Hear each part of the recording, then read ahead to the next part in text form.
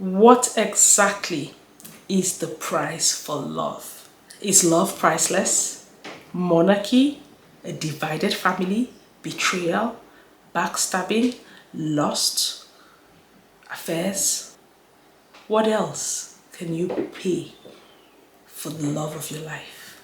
I'm going to talk today about the rocky and almost 5 decades love story between Camilla Shand, today known as the Queen of England, and King Charles III, today the coronation day in the UK. And I can tell you that if these lessons learned, and if this story doesn't touch a nerve, I don't know what will. I'm going to share my opinion. I'm sure there are regrets and the things that they wish they had done different. My name is Lua, and I create content around several things, mainly around day-to-day topics like this, my opinion, which I never hold back, as well as vlogs, family vlogs, and trying to be the healthiest version of myself. If this sounds like it will interest you, the topic today, take a sit back, relax. I know that we're celebrating the King today, and if topics like this would interest you, consider subscribing. Let's get straight into the video.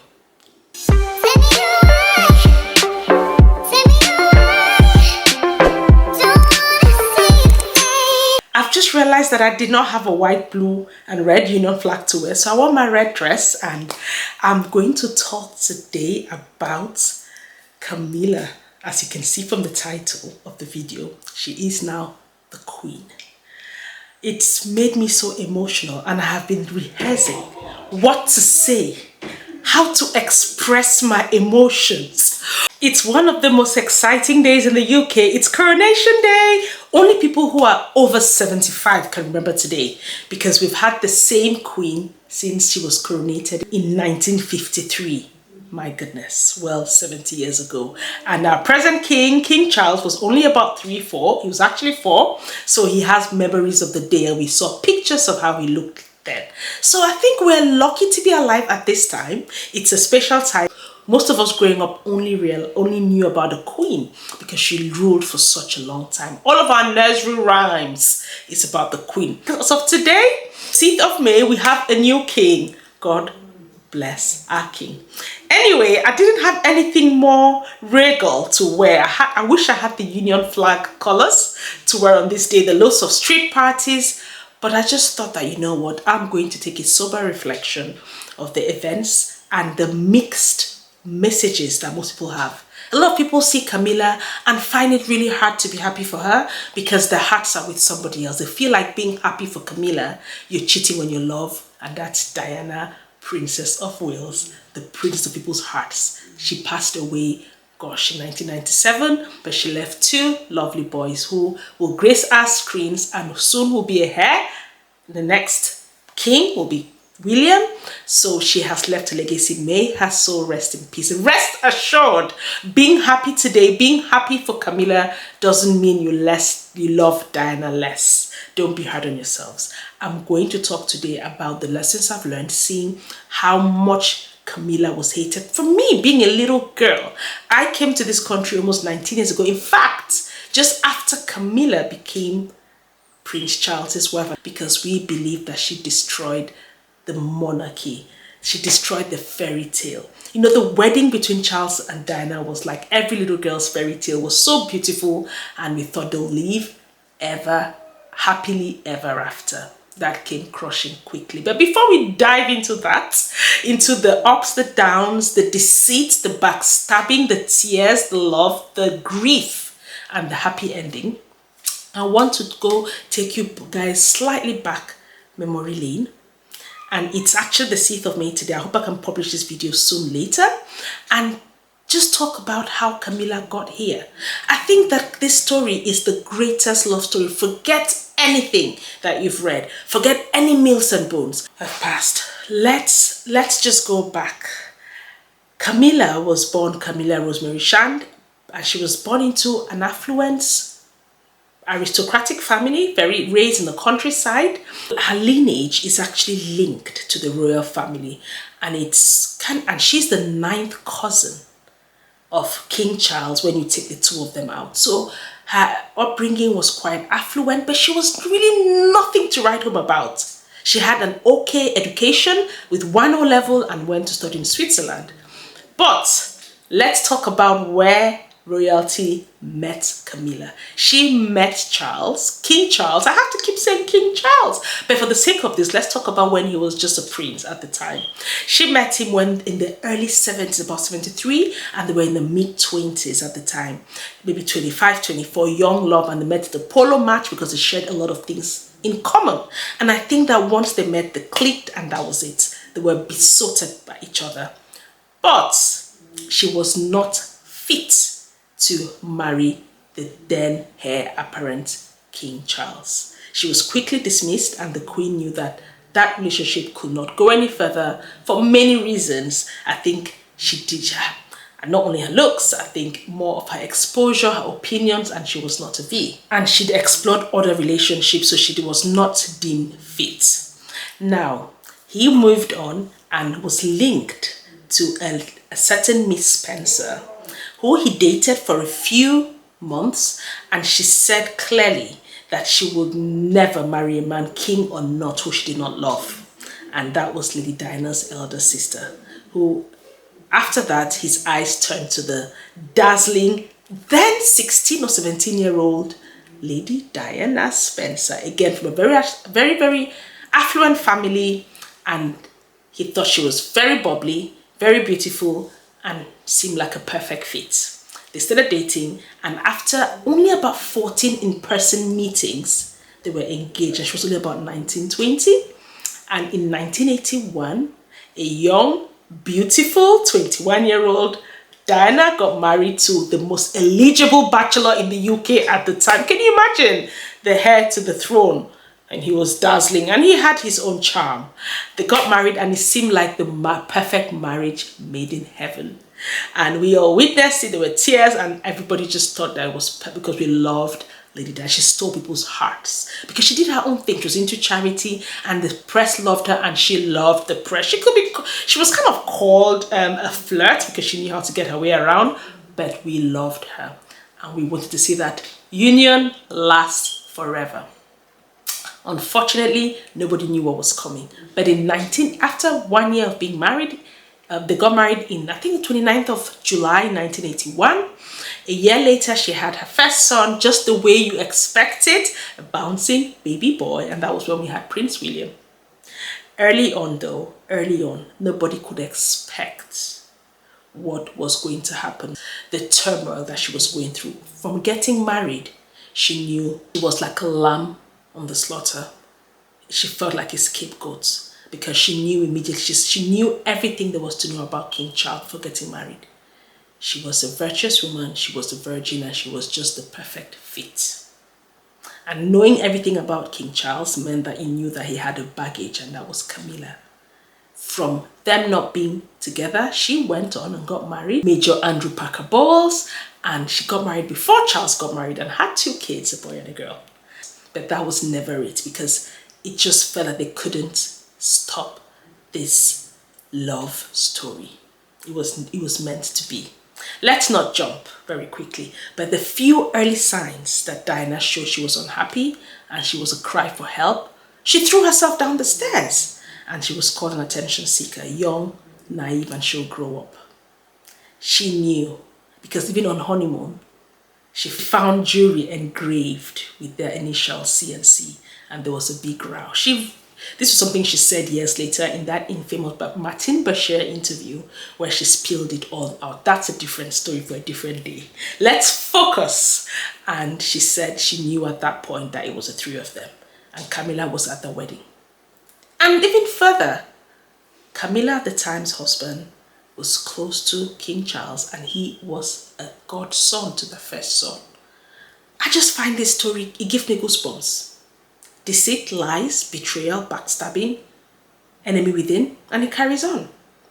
Second child was born 1984, and the cracks developed really quickly. In fact, Lady Diana mentioned once in an interview that when she just got married young, she was really so in love, and they asked them in an interview, "Are you guys in love?" And he said, "Whatever love is." And that threw her aside. And this man knows what love is because he's loved the same woman all his life. And that is Camilla. Fast forward, the cracks were way too big to be closed because there was always a third party lurking about the marriage. He was intruding in Camilla's marriage and her husband knew about it but did nothing. Diana just could not understand how that was possible and she cried for help. Nobody listened and they decided to separate late 80s. It was announced by then John Major that there was a separation, and then in 1995, 15 years after getting married, they divorced and went their separate ways. But in all of that time, something happened. And most of us remember the tabloids went crazy with tampon gates. If you don't know, in 1989, when they were both married, of course, in a cold December day, somehow, some journalists found or listened to Frequency trying to look for saucy gist or gossip. And they fell on the conversation and it sounded like an affair. But the bottom line was they were expressing how much they loved each other. And the woman was praising the man and saying he was the best thing, how she longed for him, how she missed him, and how he was a gift to people. It was such a passionate conversation, but it had a lot of sexual preambles. That's what caught the media's eye. And when they realized that it was King Charles at the time, married to Lady Diana, it was kept in the lockers and closed. But in 1993, somehow, a newspaper in Sydney, in Australia, picked this and published. And you can imagine, Camilla at this point was one of the most hated women in Britain. One, because it felt like Lady Diana had finally been vindicated. She was not just imagining. There was this woman who was that wicked witch from the West, or from the East. She was labeled the most hated woman in Britain. It felt like she divided that marriage. And that was released only 3 years later. And in 1994, finally, King Charles admitted to have had an affair with her. She went away, went to Switzerland, I believe, and she lost her mom during that period as well. And she was left alone to grieve. And she was really castigated. But this did not stop the love affair between these two birds. And that's why I say, if you believe in any fairy story, this is real life representation. And a year later, unfortunately, in 1997, Lady Diana was unfortunately killed. And that story got killed. But at this point, Camilla and Charles had begun a blossoming romance, but they had to keep it away from the public for obvious reasons. The burial went past and King Charles brought his ex-wife's body to the UK and she was buried. She was loved by many and it left a really bad taste in our mouths. And then years later, the British press or whoever manages Camilla gave us their relationship in bite-sized chunks. They didn't just throw it on our faces. No. They did a very smart one. And they introduced her gradually, got us to love her, got us to try to see something about her, because everything else that people say, Camilla keeps her things to her chest. She's not out there as such. It's hard to crack what she's thinking at any point. So all we knew was a homebreaker, a Rottweiler. We knew a wicked woman who did not want the monarchy to exist because she broke a marriage that we all loved, and we decided to hate her. Years later, we realized we were dating, and they made a few public appearances in the early 2000s. And in 2005, in a very private ceremony, they had like a civil partnership in April of 2005. And he was married to the love of his life. But he felt again like, we cannot be happy. You've killed somebody. She's dying and you have him now. You have what you've always wanted. Was it her fault? Let's now dive deeper. Let me ask all of you who are castigating. He who is without sin, let him throw the stone. I am not endorsing what Diana went through, and I don't endorse affairs, fornication or lust, no. But what I'm saying is she was an unfortunate scapegoat. They've been together 5 decades. They met in the early 70s, maybe 73. Well, 2023, it could be 50 years. 50 years of Charles, King Charles, wanting the same woman. How many of us watching this can boast? How many of us can say that even if we cheated on our partners, it was with one person? This, for me, what is most important are the vital lessons that I have learned and we almost learned. The first thing is don't marry a stranger. More and more, this is apparent in the royal family. You can see William dated and met a woman he loved who was less, obviously, as his mom. Not necessarily a virgin, not necessarily unattached, but they let them marry who they wanted to so that it lasted longer. Arranged marriages, sometimes you could be lucky, sometimes not. So that was the first lesson. They were strangers put together, hoping that they made the perfect fit. And they were never, ever in love or lovers. They came, she did the deed, had the kids, and that was it. That's the first lesson. Make sure that you let your kids or whoever you love marry those that they actually love, because it does last longer. The second thing is beware of the enemies within. I'm trying to be soft on King Charles because I believe that the story is unique and unfortunate for both of them, because I'm sure they were so unhappy for the first 30 years of their lives, or first 25, 30 years of their lives because of the wrong partners. Do you know what it means to marry the wrong person? Do you know what it means to marry somebody else's spouse? They'll never be yours.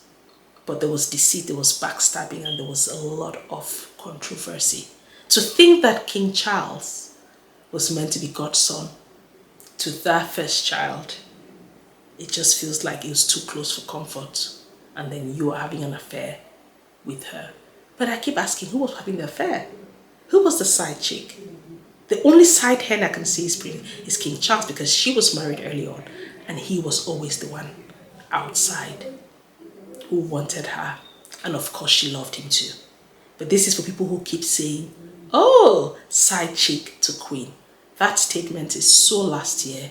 It's such a weak position and it's borderline misogynistic. It's not always the woman's fault. That's the second lesson. The third is that time is a healer.